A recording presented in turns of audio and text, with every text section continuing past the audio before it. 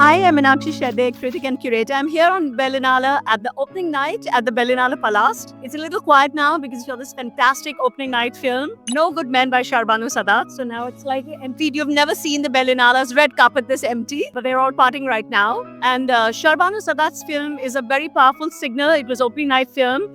It's remarkable to see a film by an Afghan woman director who's working in exile. She's based in Germany, in Hamburg. And this film is really a political, romantic film. It's billed as that, but it's really also very strong comment on the patriarchy and misogyny in Afghanistan and how deeply embedded it is in the politics of the country. Then we have Take Me Home by Liz Sargent. It's an American film. It's here in Perspectives for debut features. It was already at Sundance, and it's about a Korean adoptee living in America who's also looking after aged parents. So it's kind of fragility on two sides. And it's also special because Apurva Charan is a producer who is India born but Los Angeles based, and she was also producer of Joyland by Saim Sadek that set Khan on fire and was also a very strong competition for the Oscars. Then we have In Which Annie Gives It Those Ones, which is in the Berlinale Classics, a lovely film from the 70s, set in the 70s. It's a restored version by the Film Heritage Foundation and by Pradeep Krishan, and it's absolutely delightful, grungy, Delhi, hostely, really wretched kind of space, but such interesting namunas, real characters whom we fall in love with, and there's a real solidarity, a kind of lefty tone, and the grunginess and what it stands for was really sparkling at the end. It's very strong contribution by Arundhati Roy, who is of course the writer of the film. And you see, this is way before she became a famous writer. You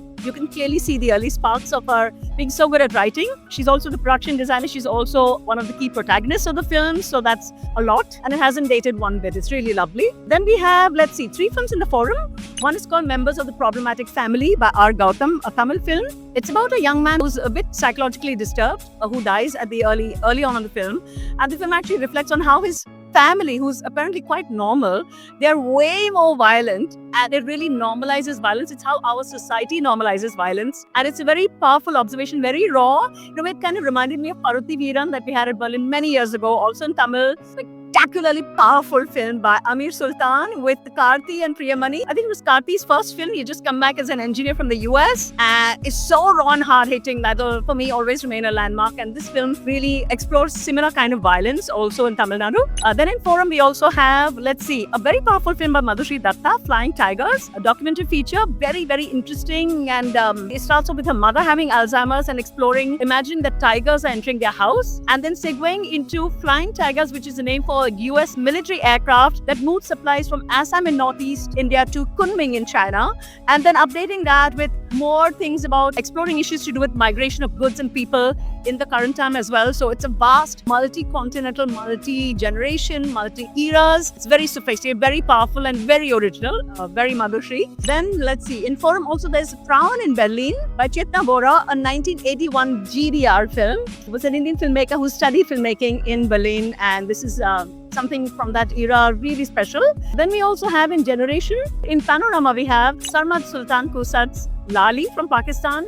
Very powerful film. It talks about a young married couple where the woman is seen as cursed and a very insecure husband. There's a lot of violence, which is both domestic violence as well as very psychological, but you know what? The woman fights back big time. It has spectacular landscapes and very special, very specific kind of visual language, which is very Sarmad. And of course, he'd also won the big prize at Busan earlier for his previous film, Life's a Circus, Zindagi Tamasha. Also from Pakistan, we have Ghost School by Seema Gul, who is British Pakistani artist. She's an artist and filmmaker. This film is about a young schoolgirl who shuts down in Pakistan, and then she's saying, what the hell happened? Why? And she investigates, and actually it exposes a lot of corruption in the education sector in Pakistan and has a kind of really mini revolutionary twist at the end. Very nice. And then we have, Panorama Forum in Generation also. We have Not a Hero by Reema Das, an Assamese film. Reema is a real Berlinale and Generation darling, but she's a darling of many festivals and audiences. She'd been on the jury Generation earlier. This film is about a city brat, a kid who's shunted off to some aunt in the rural countryside in Assam. He hates it, and then he gets to be friends